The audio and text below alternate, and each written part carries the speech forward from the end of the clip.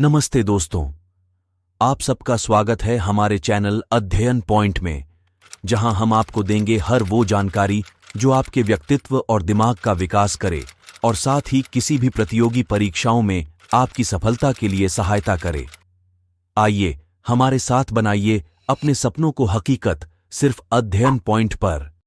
दोस्तों, आज हमारा टॉपिक है सिंधु घाटी सभ्यता। सिंधु घाटी सभ्यता एक प्रागैतिहासिक सभ्यता थी जो लगभग 3300 ईसा पूर्व से 1300 ईसा पूर्व तक फैली हुई थी। यह भारत के उत्तर पश्चिमी हिस्से और पाकिस्तान के दक्षिणी हिस्से में स्थित थी। यह प्राचीन भारतीय उपमहाद्वीप की सबसे पुरानी और प्रमुख सभ्यताओं में से एक थी। सिंधु घाटी सभ्यता का भौगोलिक विस्तार उत्तर पश्चिम भारत और पाकिस्तान के दक्षिणी हिस्सों में फैला हुआ था। यह सिंधु नदी और उसकी सहायक नदियों के किनारों पर स्थित था और लगभग 1 मिलियन वर्ग किलोमीटर के क्षेत्र में फैला हुआ था। अब हम बात करेंगे सिंधु घाटी सभ्यता की शहरी योजना और वास्तुकला के बारे में।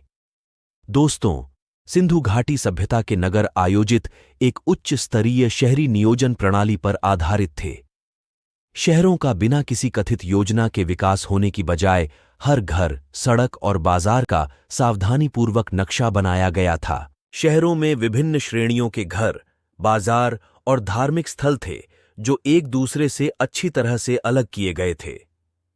यह स्पष्ट रूप से समाज में ज्ञात क्रमिक व्यवस्था को दर्शाता है। वास्तुकला में ईंट, पत्थर और काष्ठ का उपयोग किया गया था। भवनों में उत्कृष्ट सौंदर्य और प्रायः एक मिश्रित शैली देखने को मिलती थी, जिसमें 8वीं से 10वीं शताब्दी के शिल्प का प्रभाव दिखाई देता था। अब हम बात करेंगे कृषि और उद्योग के बारे में। सबसे पहले बात करते हैं कृषि के बारे में।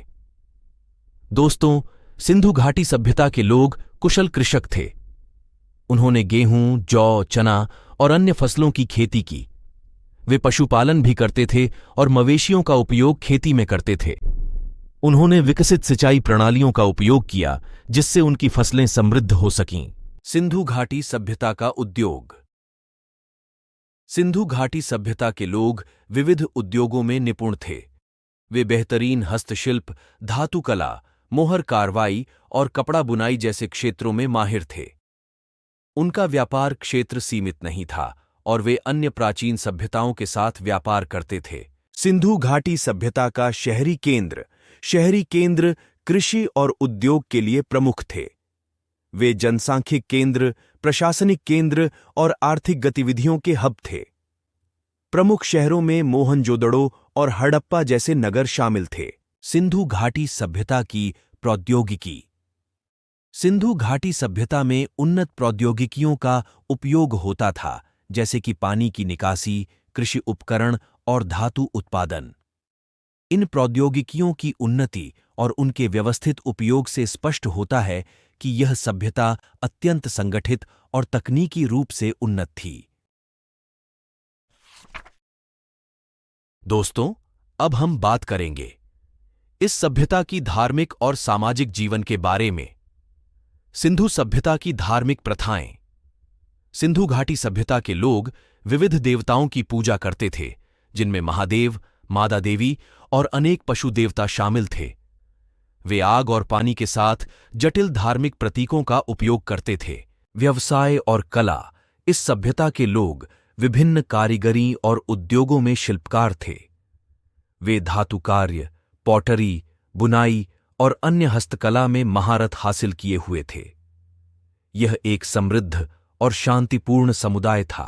सिंधु घाटी सभ्यता की सामाजिक संरचना। सिंधु घाटी सभ्यता की सामाजिक संरचना एक सुव्यवस्थित और जटिल प्रणाली थी, जिसमें विभिन्न आर्थिक, पेशागत और सामाजिक वर्गों के लोग शामिल थे। उनके नगर नियोजन, व्यापार और धार्मिक गतिविधियों के प्रमाण हमें उनकी सामाजिक व्यवस्था की जटिलता और उनके संगठित जीवन के बारे में जानकारी देते हैं। हालांकि सभी विवरण पूरी तरह से ज्ञात नहीं हैं, उपलब्ध पुरातात्विक साक्ष्यों से यह स्पष्ट है कि यह एक उन्नत और संगठित समाज था।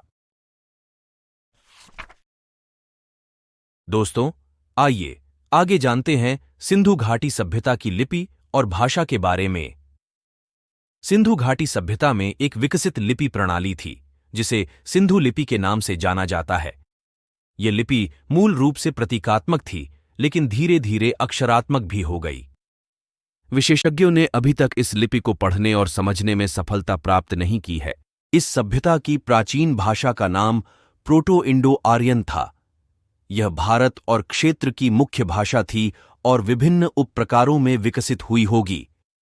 इस भाषा के प्रमाण लेखन सांस्कृतिक प्रतीकों और मुहरों में मिलते हैं। दोस्तों, क्या आप जानते हैं कि सिंधु घाटी सभ्यता की खोज कैसे हुई? आइए जानते हैं खोजों के इतिहास के बारे में। पहली खोज। सिंधु घाटी सभ्यता की खोज 19वीं सदी के अंत में प्रारंभिक संकेतों से शुरू हुई। 1826 में चार्ल्स मैसन ने हड़प्पा का उल्लेख किया। 1856 में अलेक्जेंडर कनिंघम ने यहां की वस्तुएं एकत्र कीं। 1920 में रेबेंटर ब्राउन ने हड़प्पा की खुदाई कर इसे प्राचीन शहर के रूप में पहचाना। 1921 से 22 में जॉन मार्शल और राखलदास बनर्जी ने मोहनजोदड़ो की खुदाई कर सभ्यता की विस्तृत जानकारी प्राप्त की। प्रमुख स्थलों में लोथल, धोलावीरा और कालीबंगन शामिल हैं। आधुनिक अन्वेषण। आज उन्नत प्रौद्योगिकियों और अत्याधुनिक तकनीकों का उपयोग करके पुरातत्वविद सिंधु घाटी सभ्यता की ओर गहराई से खुदाई और अन्वेषण कर रहे हैं। इससे इस प्राचीन सभ्यता के बारे में नई खोजें हो रही हैं। अन्य खोजों का शुरुआत। जैसा कि मैंने पहले बताया कि 1930 के दशक में और अधिक कुशल पुरातत्वविदों ने इस क्षेत्र में सघन खुदाई और अन्वेषण शुरू किए। इससे इस सभ्यता के बारे में और अधिक जानकारी मिली। इसके बाद आइए जाने प्रमुख स्थल और खोजों के बारे में। हड़प्पा में रेबेंटर ब्राउन ने शहर की योजना, जल निकासी प्रणाली और घरों की संरचना की खोज की, जबकि मोहनजोदड़ो में राखालदास बनर्जी और जॉन मार्शल ने ग्रेट बाथ, ग्रैनरी और सुव्यवस्थित सड़कों का जाल पाया। गुजरात में स्थित लोथल एक महत्वपूर्ण बंदरगाह शहर था, जहां गोदी, जल निकासी प्रणाली और मनके बनाने की फैक्ट्री मिली। कच्छ।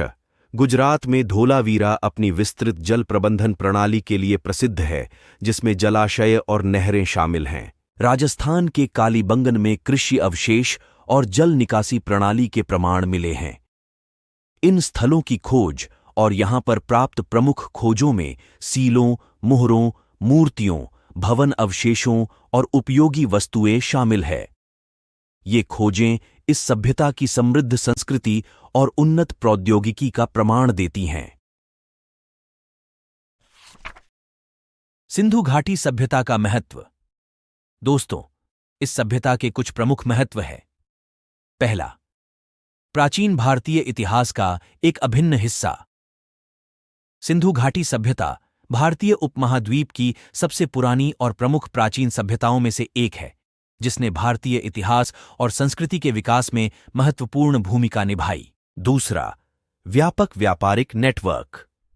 इस सभ्यता के लोग व्यापक व्यापारिक नेटवर्क स्थापित करके अन्य प्राचीन सभ्यताओं के साथ संपर्क में थे, जिससे आर्थिक और सांस्कृतिक आदान प्रदान होता था। तीसरा, उच्च स्तरीय नगरीय संस्कृति। इस सभ्यता में उच्च स्तरीय शहरी नियोजन, जटिल सिंचाई प्रणाली और उत्कृष्ट वास्तुकला का प्रदर्शन था, जो प्राचीन भारतीय सभ्यताओं की उन्नत प्रौद्योगिकी को दर्शाता है। चौथा, बौद्धिक और सांस्कृतिक उपलब्धियां। सिंधु घाटी सभ्यता में उन्नत लिपि प्रणाली, धर्म, कला और उद्योग जैसी बौद्धिक और सांस्कृतिक उपलब्धियां थीं, जो इसकी महत्वपूर्णता को दर्शाती हैं।